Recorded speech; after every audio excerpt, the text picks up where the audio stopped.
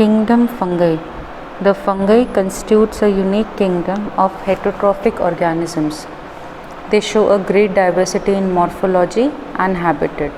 They will be found maximally in all the habitats.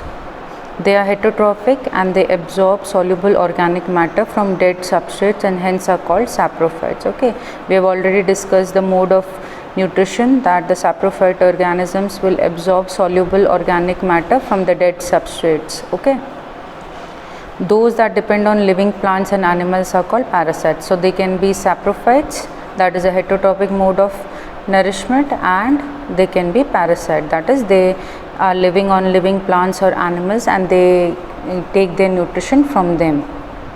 They are also live as symbionts. Okay, they also live as symbionts in the association with algae as lichens and with the roots of higher plants, that is mycorrhiza.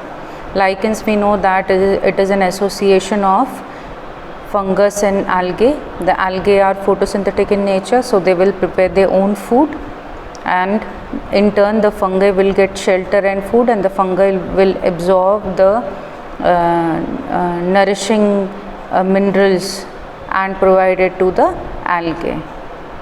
And the mycorrhiza is an association of fungus with the roots of higher plants, where they get food from the plants and in turn they will absorb water and minerals and they will give it to the plants. Now when we talk about reproduction in fungi, reproduction takes place by vegetative means, that is fragmentation, fission and budding. Okay, and asexual and sexual reproduction also occurs. So when asexual reproduction occurs, it occurs by spores which are called conidia or sporangiospores or zoospores. And when we talk about sexual reproduction, these are oospores, ascospores and basidiospores. Okay, so what all points we have to remember, that fungi are the heterotrophic organism. They have a great diversity and they are present in mostly all the habitats. They are heterotrophic, and in heterotrophic also they are saprophytes, that is they depend on dead organic matter for their nourishment. They are also parasites and they also live as symbionts. Symbionts, they are in association with algae which are called lichens, and with roots of higher plants it is called mycorrhiza. Reproduction can be asexual and sexual. Asexual reproduction occurs with the help of spores, and when we call it as vegetative means, that is fragmentation, fission and budding. Budding you can see in yeast, which is a unicellular fungi. Okay, and sexual reproduction occurs with the help of oospores, ascospores and basidiospores. Here you can see various types of fungus like toadstool, self fungus, rhizopus, the rhizopus, that is the bread mold. Okay, this you can find in this rainy season. There is a presence of black and green and black color of mesh on the bread. Yeast, which is a unicellular fungus. This is the mushroom. Then this is the cytrid, zygomycetes, glomerulomycetes, ascomycetes and basidiomycetes. We will discuss each and every example in the following slides. Now when we talk about the structure of fungus, the fungus have long slender filaments which are called hyphae. Okay, this you will call the branching structure as hyphae. Now when these hyphae have septa, we call that as septate fungus, and when there is presence of no septa, we call it as aseptate. Okay, I'll show you. See, this is the hyphae. If we say this is the hyphae, and if septa are present between the cell, then we call that as septate. Okay, and if there is presence of no septa, the cytoplasm of this is continuous, then we called it as aseptate. Okay, so when these all hyphae get connected, they grow and form a filamentous structure that is called the mycelium. See, you can see here Now each one of them, you can see this is the hyphae, this is the hyphae, this is the hyphae, and they are growing and forming a large filamentous structure, that is what? That is mycelium. Okay, you can see here, see these individual units are called hyphae. Okay, and spores will be produced here in the fruiting bodies. Okay, and this is the hyphae. This is the nucleus, this is the septa. See, you can see the presence of your septa in this. So this is called septate. Okay, so this is the structure about fungus. Now we'll discuss the reproductive or the sexual cycle in fungus. Sexual cycle in fungus. Now sexual cycle in fungus involves 3 steps. The first step is the plasmogamy, the second step is the karyogamy, and the third step is the meiosis, which will result into the formation of spores. Now plasmogamy is nothing but the fusion of protoplasms. Okay, now what do you understand by protoplasms? Protoplast is nothing but cytoplasm plus nucleoplast, okay, or cytoplasm plus nucleoplasm is called the protoplasm. So all the contents which are inside the cell membrane is the protoplasm. Okay, so plasmogamy is the fusion of protoplasm between the 2 motile or the non-motile gametes. So the non-motile or the motile gametes will come together and they will fuse with the help of the protoplasm. Okay, so that is called plasmogamy. Now after the fusion of the protoplasm, the nucleus of the 2 cells will also unite, and that is called karyogamy. Okay, so this is what? This is karyogamy. So karyogamy is the fusion of 2 nuclei. Now the third step is, after the fusion of 2 nuclei, there will be the condition, that is diploid condition inside the fungus. So there will be meiosis, and because of this meiosis there will be the formation of haploid spores. Okay, so the third step is the meiosis. The zygote, which is formed by the fusion of 2 nuclei, is diploid in nature. Now meiosis will occur, and meiosis will result in the formation of haploid spores. Now when the fungus reproduces sexually, 2 haploid hyphae of compatible mating types come together and fuse. Okay, generally when we talk about the fusion of the sexual cycle of the fungus, we say that 2 haploid hyphae, we have already talked about the structure, that is hyphae. The hyphae which are compatible with each other will come together and they will fuse. Now in some fungus, the 2 haploid cells immediately results in diploid cells, that is the plasmogamy will occur and then the karyogamy will occur. But in some fungi, as Ascomycetes and Basidiomycetes, an intervening stage will be there, that is the dikaryotic stage, that is n plus n, that is 2 nuclei per cell will occur, and such condition is called dikaryon, and this phase will last for certain period of time, and this phase is called dikaryo phase, and after that the parental nuclei will fuse and cells become diploid.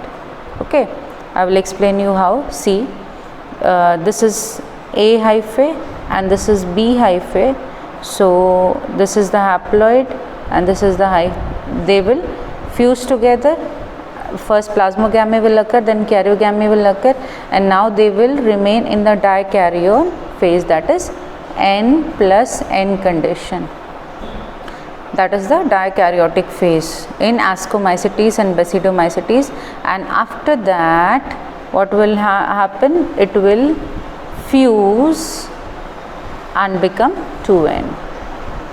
Okay, so this intervening stage is found in only Ascomycetes and Basidiomycetes, and this is called dikaryotic phase or dikaryon, and after that, after a certain period of time, they will fuse and this will become diploid. Okay, and then after meiosis will occur and there will be the formation of haploid spores. As the hyphae or the genetic constituent of fungi is haploid in nature. Okay. So this is about the sexual cycle of fungus.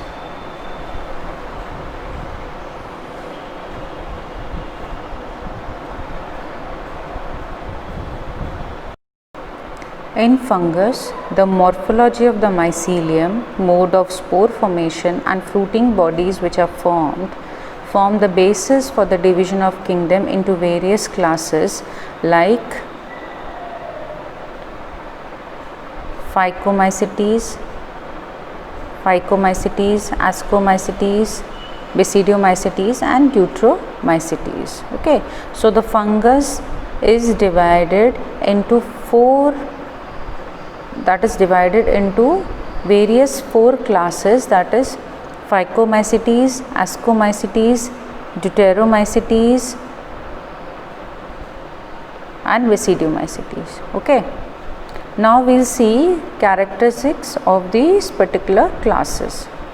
Now when we talk about Phycomycetes, the members of Phycomycetes are found in aquatic habitats and on decaying wood in moist and damp places or as obligate parasites on the plants. Now what do you understand by obligate parasites? Obligate parasites are the parasites which will live only on the living host. They require a living host for their survival, otherwise they will not be living. Okay, so parasitism, that is the mode of nourishment, is very necessary for these fungus. When we talk about mycelium, the mycelium is aseptate and choanocytic. Okay, asexual reproduction takes place by zoospores, that is they are the motile spores, and aplanospores, that is the non-motile spores. Now some common examples of these are Rhizopus or Mucor Rhizopus, the bread mold mentioned earlier, and the albugo, that is the parasitic fungi on mustard. Okay, so you have to remember that mycelium is aseptate and choanocytic. Okay, now aseptate and choanocytic. See, the condition where there is no septa, okay, the presence of septa is not there. Okay, see, in this there is presence of this cross wall or septa, and in the other one there is no presence of the septa. Okay, this is not there. So this condition is called choanocytic, that is aseptate. Okay, now we come to the second class, that is Ascomycetes. Okay, they are commonly called as sac fungi. Okay, the sac is called the ascus. They are mostly multicellular. Penicillium is there and unicellular yeast is there, that is yeast is Saccharomyces cerevisiae. The scientific name of yeast is Saccharomyces cerevisiae. These are saprophytic, decomposers, parasitic or corpophilous, that is growing on dung, and the mycelium is branched and septate. Okay, see here you can see that the mycelium is branched and septate. So we have not mentioned that it is choanocytic, because only aseptate fungus will be choanocytic. Okay, so the mycelium is branched and aseptate. Now some other points which we have to remember in Ascomycetes is that the asexual spores which are formed in Ascomycetes are exogenous and they are present in conidiophores. Okay, so when we talk about this penicillium structure, you will see here fruiting bodies like these, and on these the spores will be present in this way. Okay, so this is the conidiophore, this is what the conidiophores, and this is the conidia. Okay, so the spores are formed exogenously outside of the fruiting bodies, that is the conidiophore. So they are called as exogenous spores, and when they will, the conidia on germination will produce the mycelium. Now when we talk about the sexual spores in the ascospores, sexual spores, these are the called ascospores, and they are produced endogenous. So this will be the So this will be the ascus. See, this will be the cup like structure. Okay, this will be the cup like structure, and the spores will produce inside this. So this is the sac like asci, and spores will be produced in this, and this is called the ascocarp.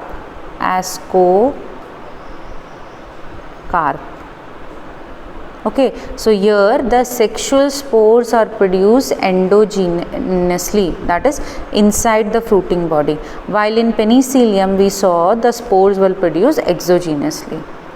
Okay, so the common examples of these are Aspergillus, Claviceps, Neurospora. Now Neurospora is used extensively in biochemical and genetic work, and many members like morels and truffles are edible and are considered delicacies. Okay, you have generally used the truffle chocolate, so that is the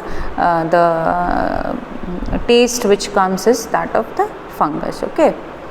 Okay, so the points which you have to remember here, which is not mentioned in this slide, are that the asexual spores are produced exogenously, and these are called the conidia. Okay, an example is Penicillium, and the sexual spores are called ascospores, and they are produced inside a cup, that is ascocarp, and these spores are produced what? Endogenously.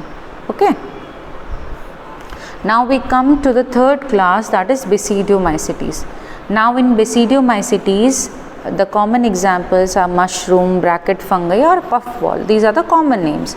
Now mushroom is called agaricus. These Basidiomycetes grow in soil, on logs and tree stumps, and in living plant bodies as parasites. Example, when we say rust and smut, okay, that is a disease, rust and smut, and this is called by specific fungi. Okay, the mycelium is branch and septate. Okay, so the mycelium will be branch and septate. This is the septate, and this is the branching of the mycelium. Okay, so it is branch and septate, and examples are agaricus, ustilago, that is the smut fungi, and puccinia, that is the rust fungi. Now here the points which you have to remember, which are not mentioned in this slide, is that the asexual spores are generally not found here in Basidiomycetes, but asexual reproduction occurs with the help of procedure, that is fragmentation. Okay, that is produced with the help of fragmentation. Now what will happen in fragmentation? There is a hyphae, this will break into various fragments, and each of one will now be a new fungus. Okay, so asexual spores are not formed here, and vegetative reproduction occurs, that is through fragmentation. When we talk about the sex organ, they are absent here, but plasmogamy is brought about the fusion of two vegetative or some cells of different strains or genotype. The resultant structure will be the dikaryon, which ultimately give rise to a basidium. Okay, now sexual organs will not be present here, but what will happen? This is the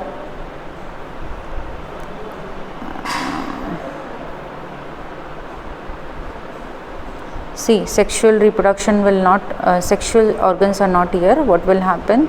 Two vegetative cells, A vegetative and B vegetative body, will come together, and they will undergo inward, that is what that we have already talked about, that is the dikaryotic phase, and then after that the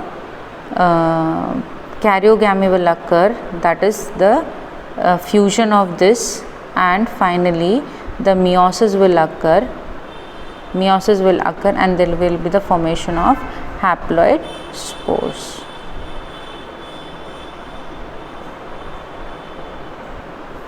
Okay, so here when we talk about the fusion, that is vegetative structure, vegetative hyphae of different strain or genotypes will come together, that is A and B, they will fuse together, that is plasmogamy will occur here, Okay, so n plus n condition will be prevalent for certain period of time, that is the dikaryotic phase or the dikaryon, and after that it will form, karyogamy will occur, that is the 2n diploid cell will be formed, and after that meiosis will occur and haploid spores will be formed. Okay.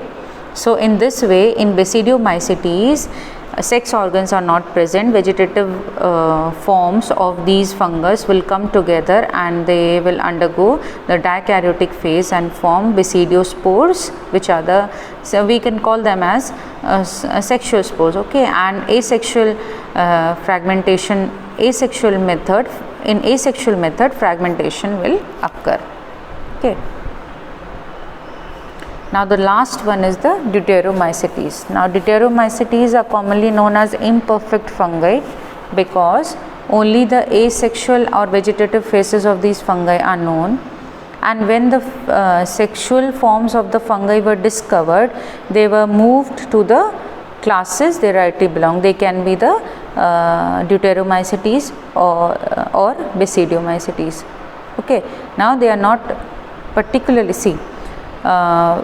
these fungus are called the imperfect fungi. Okay. Now when the asexual means of these fungus were known, they shared some basic characteristics with various classes which we have already discussed, like Ascomycetes and Basidiomycetes. So these Deuteromycetes,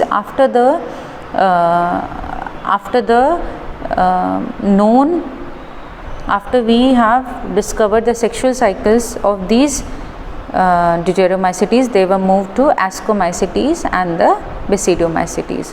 So these were imperfect fungi which we call were Ascomycetes and Basidiomycetes. Now where sexual cycles are not known in some members, okay, the Deuteromycetes reproduce only by asexual spores which are known as conidia. When we talk about the mycelium, they are septate and branched, and some members can be saprophytes or parasites, and they help in mineral cycling. And the example of these is Alternaria, Colletotrichum and Trichoderma. Okay. So these were the 4 classes of fungus, that is Ascomycetes, Basidiomycetes, Phycomycetes and Deuteromycetes.